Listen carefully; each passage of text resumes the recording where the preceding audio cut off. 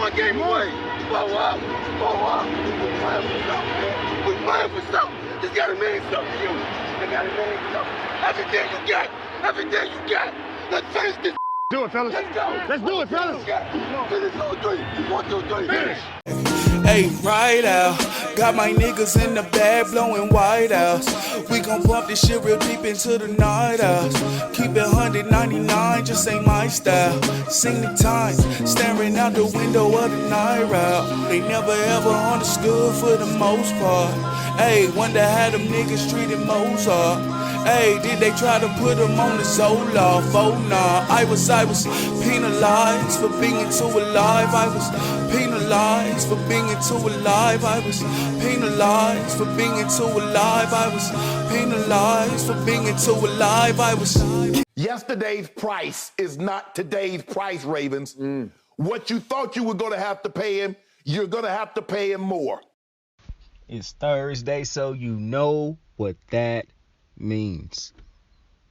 Another bad Thursday night football game. But yo, welcome back to another episode of Kicking It with Saint. I appreciate you for clicking on the video. I appreciate you for tuning in.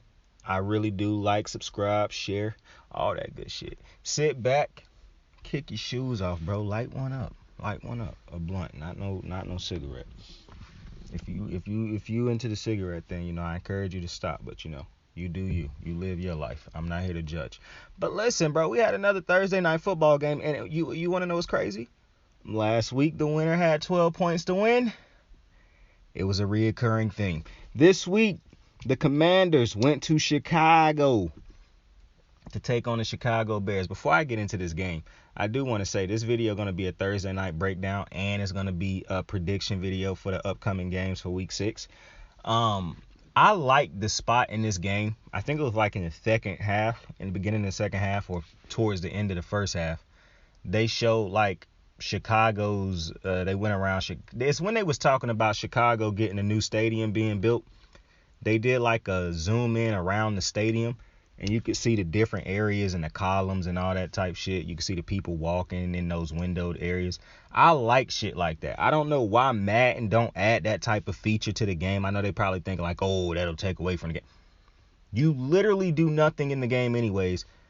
I should be able to look like you should show intricate parts of a stadium, which is one of the parts of a football game, the stadium. Like I say it all the time. I don't know how you could have Dallas Stadium and the Rams Stadium on your game and not show those shits off. Like it makes no sense. But this is the same video game that don't render people's faces and have everybody looking crazy. So not shocked by that. But the Commanders and the Bears, you come into this Carson Wentz, Justin Fields, two offenses who, I mean, just not that good this season. Let's keep it a band with you. I'm gonna keep it a band with you. They haven't been that good this year. Now I said that I didn't think Justin Fields was an NFL ready quarterback right now. And I saw nothing tonight that disproved that notion. Carson Wentz is just not a good quarterback anymore. Like, it's just point blank, period. Carson Wentz, I don't even think threw for 100 yards in this game. Not only that, I mean, it wasn't a great game to watch because both offenses were very limited. However, the Bears did get 3 opportunities in the red zone. And they went 0 for 3 in every single one of the opportunities. 2 turnovers on down and 1 interception on a throw in which Justin Fields threw the football off a player's helmet. And it bopped up in the air, and Allen came down with it. So if you convert just one of those in a touchdown, you win the game. If you get 3 touchdowns out of those, you win the game. So, I mean, the Commanders really didn't do much on offense. Both teams had, like, Herbert had a big run in this game. And that's one of the things that's really, so getting into this game, you know, in the first half of this game, not too much offense really, was just 3-0 going into the halftime. But the Bears had already blew 2 opportunities in the red zone in that first half. Like I said, they had the interception on one and then the turnover on downs in the other one. And I don't understand the Bears' offensive play calling right now. They don't run the ball enough, but they have a good running back. Like, Herbert seems to be a decent running back, but I don't think they run a creative enough offense to get him going, especially when you really don't have a great offensive line. The thing about their offensive line, the Bears, I really don't know how good or bad this offensive line is just off of their stats, because I'm not a stat person. I have to actually watch teams play to understand this, because stats work for everybody. So I'm not a stats dude. I like to watch people play. I don't know how bad the Bears offensive line is, because looking at them tonight, excuse me on that, looking at the Bears offensive line tonight, while they didn't play a great game, I don't really think they was that bad. And they wasn't great, don't get me wrong. But I think this is one of them situations where the quarterback really don't make the game any easier for his offensive line. I really don't think Justin Fields make the game easier for them.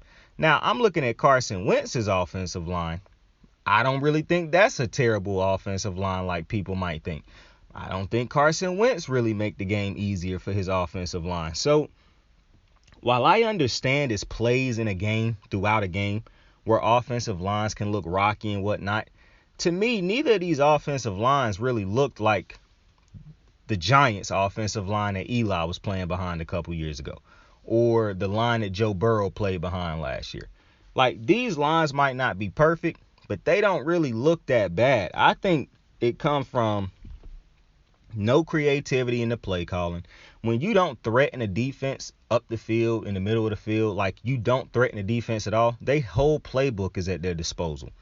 And on top of that, when you have quarterbacks who hold on to the ball far too long, they don't diagnose blitzes. They don't read who the blitzing linebacker is. They don't know how to react to a blitz. All of those type of things is shit that was happening between these two quarterbacks. I think it was throws in this game, in the first half especially. Justin Fields have to make some of these throws. It's dudes wide open as far as NFL. And even you know how we say like, oh, in the NFL, that's wide open.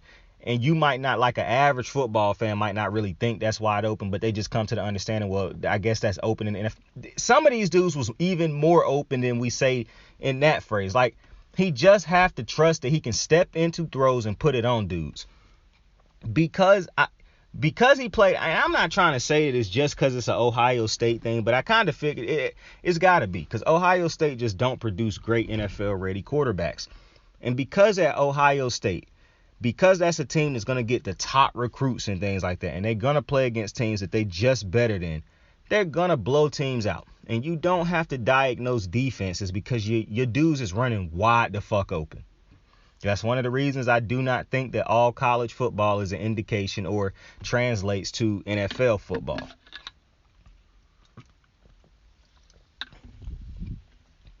And you can see those things happening with the Bears. Now, I'm kind of conflicted with the Matt Eberflus thing because I saw them talking about it tonight, Kirk Herbstreit, where he was like, you got to try to make the offense more towards Justin Fields.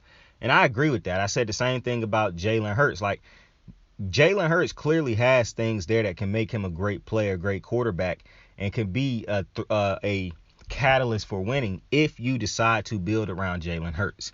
Now, I do believe you should build around every single one of your quarterbacks. And while I do think you should build around Justin Fields, I still don't see, like, I watched Lamar and Hurts, and I could see before they even had teams that was truly built around them, I see what they did for a team still, just off of their pure athleticism and football ability. I don't see that with Justin Fields. I see a whole bunch of plays left out there. I don't see a confident passer of the football or a dude who can consistently pass the football, because I believe that because his numbers were so bad passing in the beginning of the season, they done started running a more like they run an offense in which he don't really throw the ball more than even 20 times a game, especially if he don't have to. And so while last week he had a great second half to the game, they still lost that game because of the first half of how he played. And because I think I just think I'm one of them people who said that you should learn on the go, so just throw the dude in there. But after a couple seasons or 2 seasons or whatever, I don't know. Like, the same thing with with Trevor Lawrence.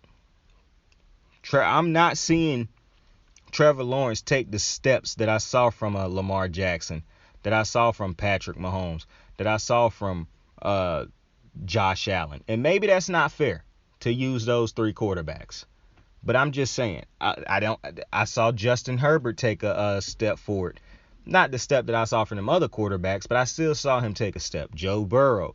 I haven't seen Trevor or Justin Fields take those steps, but we ain't talking about Trevor right now. We're talking about Justin. And so, while I think and another thing about this game, the reason I'm not going to really be talking too much about the Washington Commanders is because they really should have lost this game.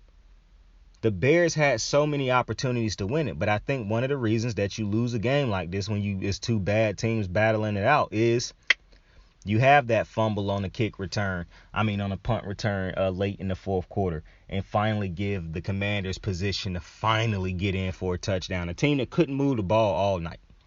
Both teams was terrible on 3rd down. Both teams was terrible offensively. Neither team really took advantage of big plays that happened when they did get a big play. It's 2 offensively challenged teams, man. You talked about Ron Rivera. People talk about how Ron Rivera threw his quarterback under the bus earlier this week. Listen, I understand. Ron Rivera cannot say that. Ron Rivera also wasn't wrong. Carson Wentz is not a good quarterback. Now, you could talk about Washington going out and getting him knowing he wasn't a good quarterback, but that's neither here nor there. I don't think Ron Rivera is a great head coach. I done said that multiple times. He was carried by Cam Newton in that defense, and people gave him a shit ton of credit for something that I never saw him really have to do as far as like making people better as a head coach.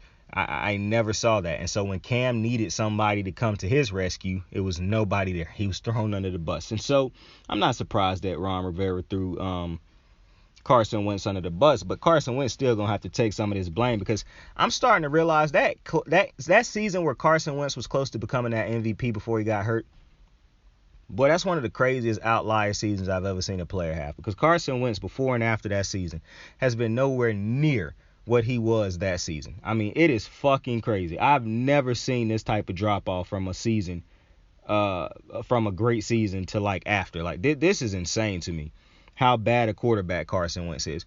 And I know people looked at Carson Wentz last year. They didn't look at him. They looked at his stats and was like, well, he had a good quarterback. Like I say, if you watch those Colts game last year, you know Carson Wentz had a lot of interceptions that was dropped in those games. A lot of recovered fumbles and shit. So I'm not trying to hear that. We know what Carson Wentz is. I thought the receivers and whatnot could be, and I said this at the beginning of the season, Carson Wentz could surprise you and have the best season of his career and end up winning this division for this team. Or, more than likely, he'll be Carson Wentz and be the worst quarterback in the division. And this team, because of that, will probably finish in last. And that's exactly what it's looked like is going to happen. And it's a real shame that when you can see the Dallas Cowboys win with Cooper Rush, a quarterback who ain't asked to do nothing but just be a manager, because the offense, I know they got a great defense, but the offense can score enough points to where it complement the defense right now. And you look at the Commanders, and I understand the Commanders won this game, so credit to them, but I mean, good Lord, 12 points. I'm just looking at this and I'm thinking to myself, they played this bad against the Bears. Imagine how bad this team will play against the Dallas Cowboys defense. Just imagine that. And so, listen, you won the game, Commanders, but I don't really think this ain't really nothing to celebrate. Celebrate the win, but. And then for the Bears, to end the game with just 7. I mean, good Lord, 7 points at the end of a game when you had 3 opportunities in the red zone to just walk. I mean, if you get 3 field goals right there, that's 9 points right there in itself. So the fact that you walked away with nothing in the red zone, those 3 opportunities, is just bad. And I think the offense for the Bears is inconsistent as far as like running, passing, but it's hard to really say it's inconsistent. I know running is what they do best, and that's what they get the yards on, because a lot of breakdowns in these plays and Justin Fields just take off. I would say build an offense around what Justin Fields do best, but I don't really think design runs work for Justin Fields. Like, I don't think he like some special nuke like a Kyler Murray, Lamar Jackson. Yeah, he can run, but his runs are coming off of man coverage. Nobody is spying him. Everybody is tuned into their player, and so it's a coverage takeoff. It's nobody spying him, so he take off. I don't really, from like the design runs and shit like that, I don't know if those is. On top of that, Justin Fields take a lot of hits. Like, he and Carson Wentz are already 2 of the most sacked quarterbacks in the NFL, but fuck just the sacks, the hits. Like, he took a lot of hits, had to get helped up a lot tonight. Thought he was hurt multiple times tonight. And he ain't a big dude. So seeing him take this type of punishment on, and it was like, it felt like it was multiple drives where every single play of the drive he was getting drilled. And so, listen, the Bears' offense is bad, but I'm at the point where I don't even know if it's just bad because of play calling or just bad because I don't know if Justin Fields is a NFL-ready quarterback right now. Not even just the passes that he missed. I think he hella inaccurate, too. I don't really think he is. You know what I'm starting to realize watching Justin Fields? Justin Fields is the quarterback that people thought Lamar Jackson was. Because Justin Fields' biggest plays tonight was with his feet. Now, he did finally hit one of his passes. He hit a big pass over the top to start the third quarter that got them a touchdown. And that was the only touchdown they had all night. But aside from that, when you take away that one play, the biggest plays for the Bears, the most positive plays was Herbert's runs, the other running back towards the end of the game, and Justin Fields taking off on when they had man coverage locked in. So aside from that, it was no real positives for the Bears offense. And I see that on a weekly basis now. And so I don't really know how you grow. I don't know what offense you put in place to support that type of offense, because I don't think your quarterback is throwing the ball at an NFL level right now. Like, it's some quarterbacks who, every quarterback's going to miss throws. I've seen Josh Allen miss easy throws. I done seen Lamar miss easy throws. I done seen Pat Mahomes miss easy throws. Burrow, Brady. I done seen all the greats miss easy throws. But consistently, I know they're going to make that throw more times than not. I don't know what throws Justin Fields will make more times than not. I doubt. Like, it was a play tonight, and this happened multiple times, and I done said this about Justin Fields. It's plays in a game in which he dropped back, and especially tonight, it's third down. You got a receiver running a shallow crosser. He wide open, but instead of taking that easy throw, Justin Fields take a difficult throw up the sideline to Mooney, and they miss it. When you are as inaccurate as you are, when you don't consistently pick up third downs, when you're not great at moving the ball up and down the field consistently with your arm, you have to know that you have to be able to take the easy plays that the defense give you. Now, it's a difference between dinking and dunking and taking the easy plays that the defense give you here and there when you're struggling on offense. The Bears don't even do that. And I think that becomes – this is why I think it's hard to build an offense around Fields right now. Because not only is he inaccurate, and I don't think he got the greatest arm, but how do I say this? He's not reading the field or the defense, an opposing defense, the way you would need him to be able to read it in year 2 at this point.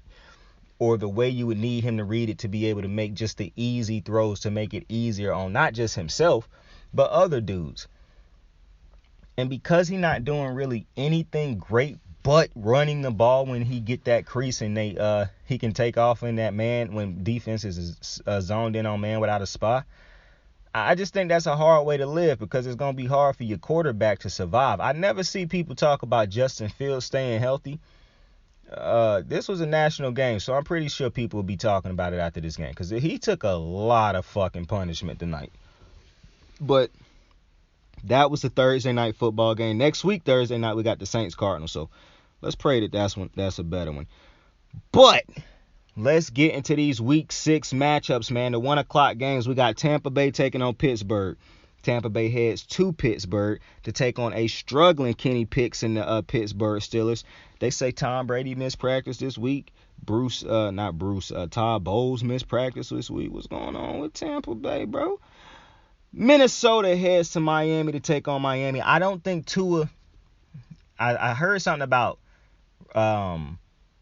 Teddy Bridgewater being cleared, so he might be the starter for the Dolphins.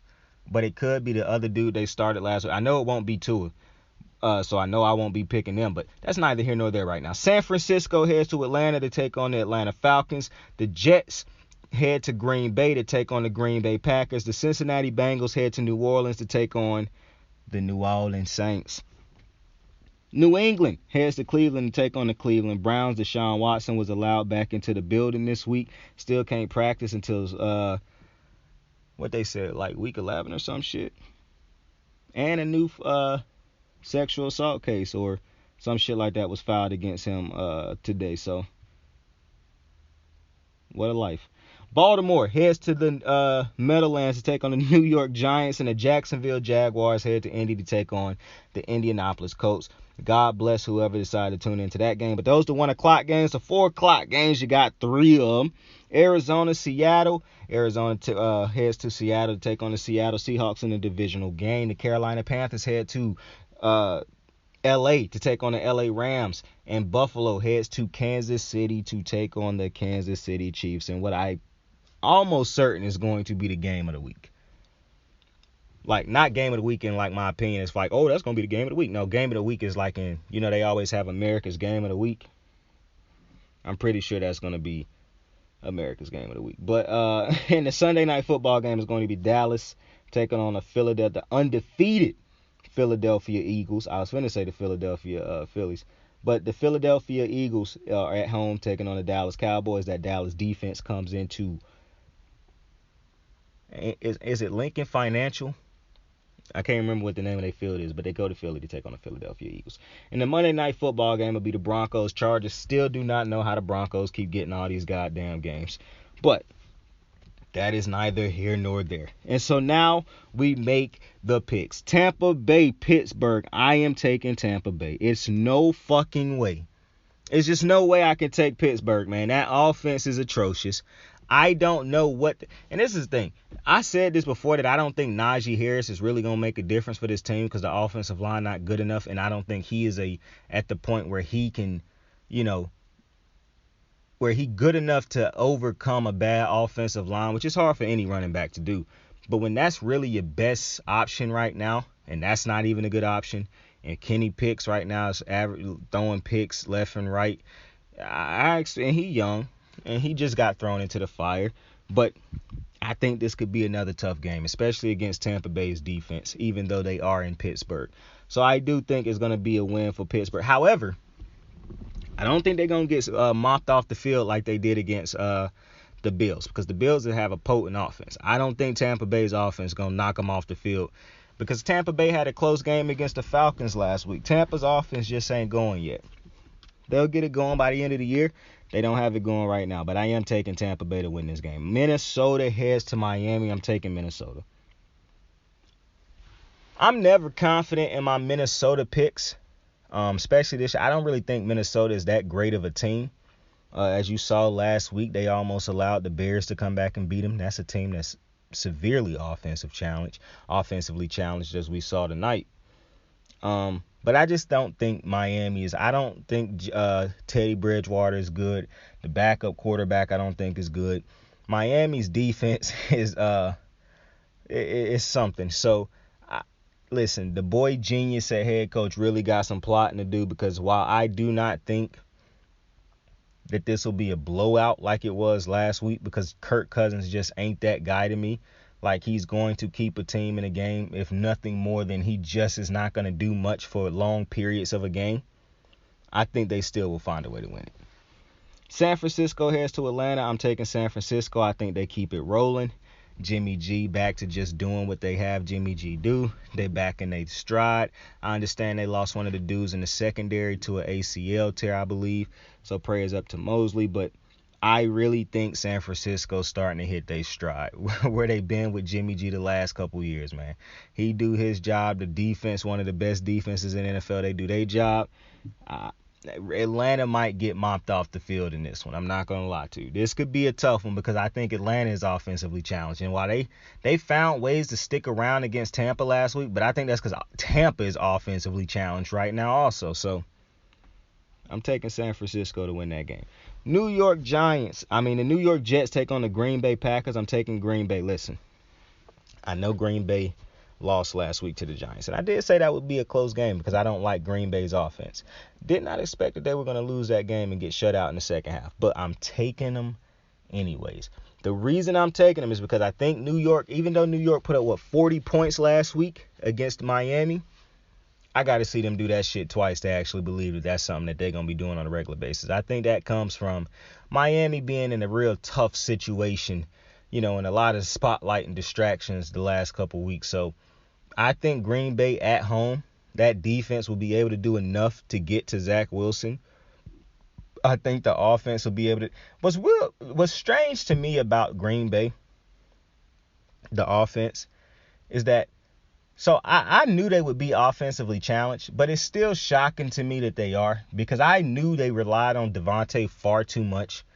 But when you look at this team and you notice that they have two great running backs, I still don't really understand how they can't draw up an offense that like runs off of those running backs and makes the game easier for Aaron Rodgers. It's like I say all the time. Now you at the point where you have to make the game easier for Aaron Rodgers. He ain't gonna say it, but you need to help make the game easier for him. That's why I continuously say Kevin Stefanski would be murking the game right now if he was the head coach of the Green Bay Packers. But I think Green Bay will figure out a way to win this game.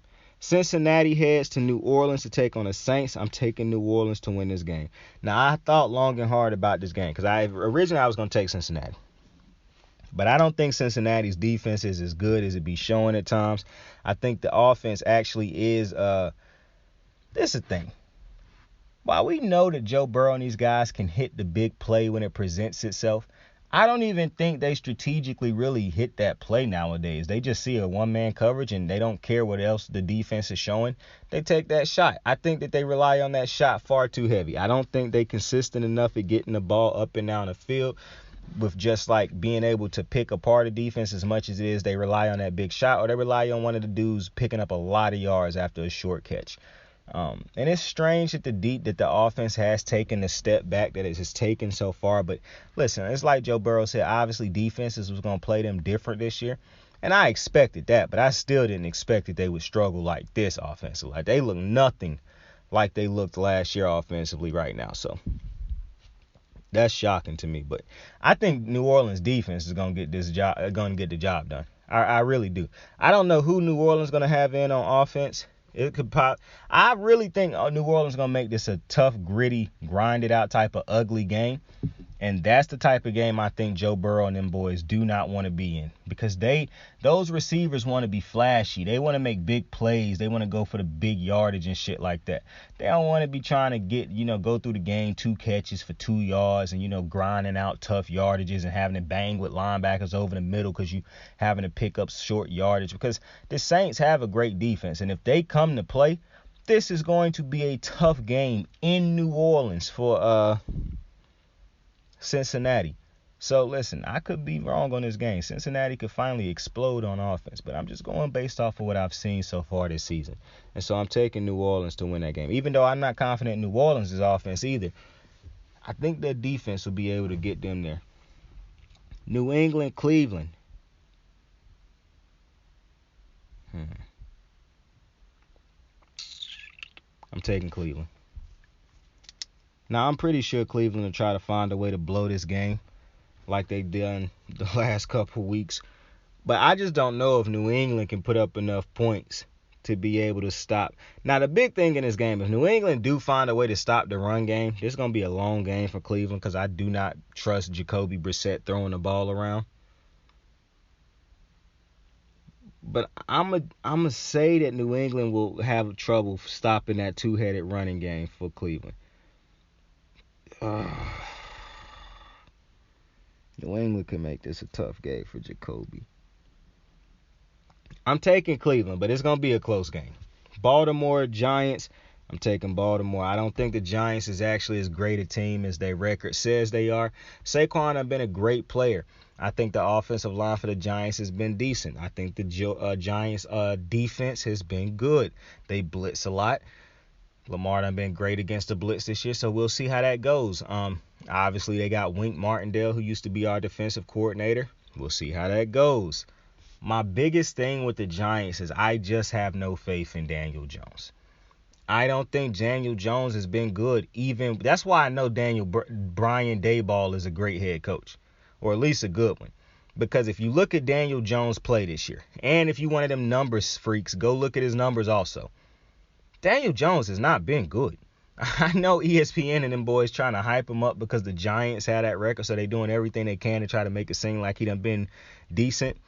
But Daniel Jones hasn't been a good quarterback. So it's just hard. It's as bad as I know the numbers say that Baltimore's defense has been. The last 2 weeks, they've been good against Josh Allen and Joe Burrow. It's hard for me to see them coming out here struggling mightily against Daniel Jones. So I'm taking Baltimore to win that. Jacksonville, Indy, I'm pretty sure will not be an exciting game. And I would have took Jacksonville. So I'm still taking Jacksonville to win this game because I picked them to win the division.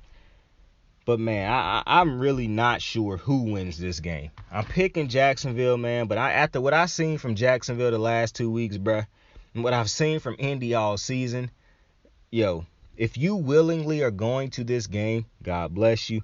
I could think of multiple different ways to spend money.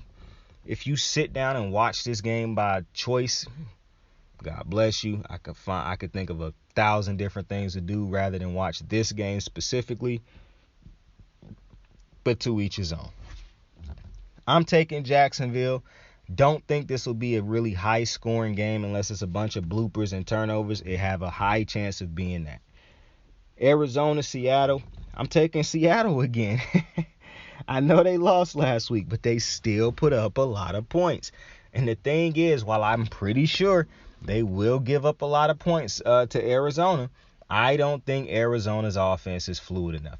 You know how I said I didn't think Buddy was a NFL caliber quarterback? Well, I do think Kyler Murray has been getting away with being an NFL quarterback, but you know, he got a lot of flaws in that game, and I think that's one of the reasons a lot of people say that's a gimmicky offense. And I'm gonna be watching. No, I'm not watching this game over KC, but I will tell you that I think this Arizona-Seattle game could be a sneaky great game. What's the Saints Sunday selection? Let's see. It actually might be that one. Yeah, it is. Well, I mean, I could have said New Orleans, Cincinnati, but my Saints Sunday selection, which is the surprising game that I think is going to be a good game. I think Arizona-Seattle are going to be a great game. I think both teams will probably pop off for 30-something points because I think both defenses are bad.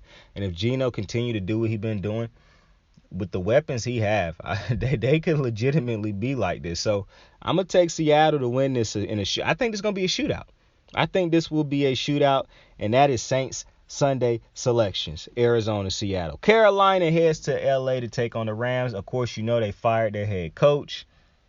If Carolina knows good for them, they'll lose. The Rams should win this game. I don't think it'll be easy for them because Carolina still has a good defense and dudes out there who trying to get paid and getting paid. So it won't be a cakewalk for L.A., but I do think L.A. will find a way to win this game because they'll go up against a team that struggle to score points just as much as they do. Plus, Baker is not playing in this game because of injury. Go figure. He played like shit all season. He randomly hurt. But P.J. Walker will take the field. So this will be very interesting. This could be a hot mess game too, just because both offenses they don't score. So I expect Aaron Donald to have a big game, though. But I'm taking the Rams at home. They have to win this game. They need this game. Buffalo, KC. I'm taking I'm taking Buffalo to win this game. I think this will be a great game. I don't know how this is not the nighttime game over Dallas-Philly. Like, I kind of feel like that's some bullshit that the Dallas-Philly game is the primetime game. And I know that's got something to do with Jerry Jones, as the people be talking about. But that's some bullshit that's not. Dallas-Philly should have been America's game of the week. And Buffalo KC should have been the fucking Sunday night primetime game. Like, I hate it when the NFL who the fuck make these schedules, bruh? Like, bro, who is up one Sunday talking about some fucking we want to see we want to see the Commanders and the fucking Bears on Thursday Night Football. Like, who thought that? Like, how do you sit down? Like, I don't know who is picking these. I don't know if it's a machine. They can be lying for all I know. It's no way Dallas-Philly should be the primetime game.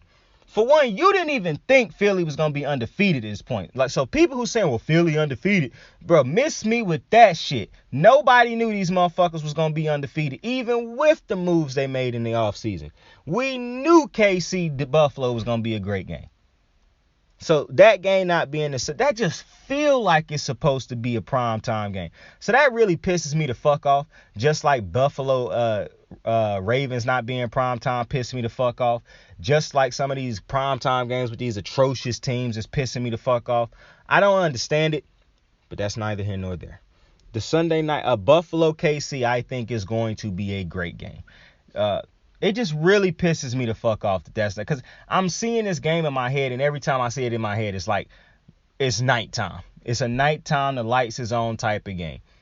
But it won't be that. It will be daylight outside because it's a 4 fucking clock type game.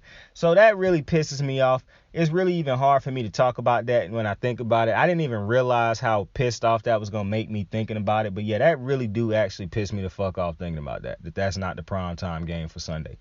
But I do think it'll be a lot of scoring in this game for Buffalo. This could be a tough game. Listen, you know I love Pat Mahomes. I do not like betting against Pat Mahomes. I'm betting against him in this game because I think Buffalo is going to have a monster season. I don't think Josh Allen is better than Pat Mahomes, but I do think they'll figure out a way I think that Buffalo could actually win this game going away.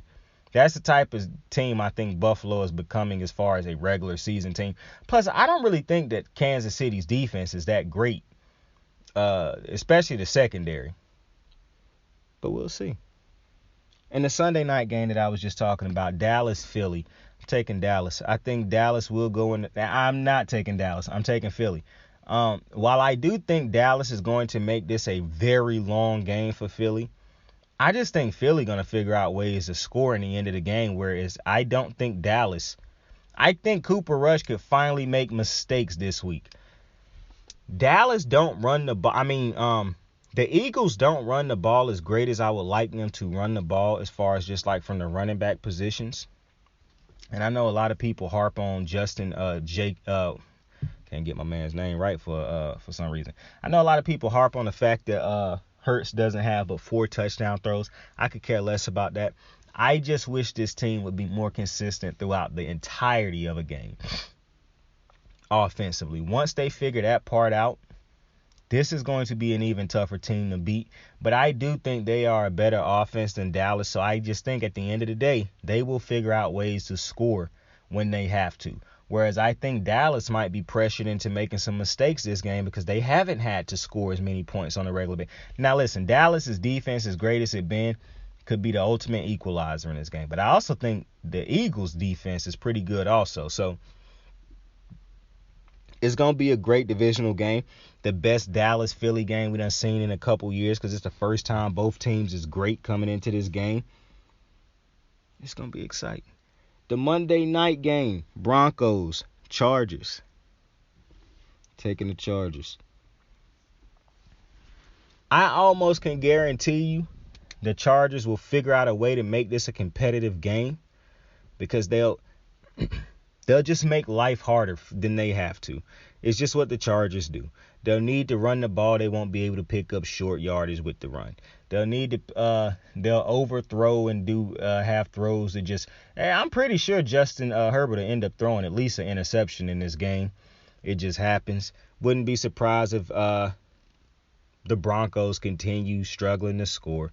It just one of the things that's shocking me is how the Chargers defense really is not that great or game changing to this point in the season.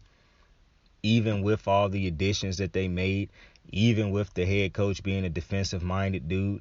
I just think a lot of coaches in the NFL right now is making moves that are counterproductive to the team.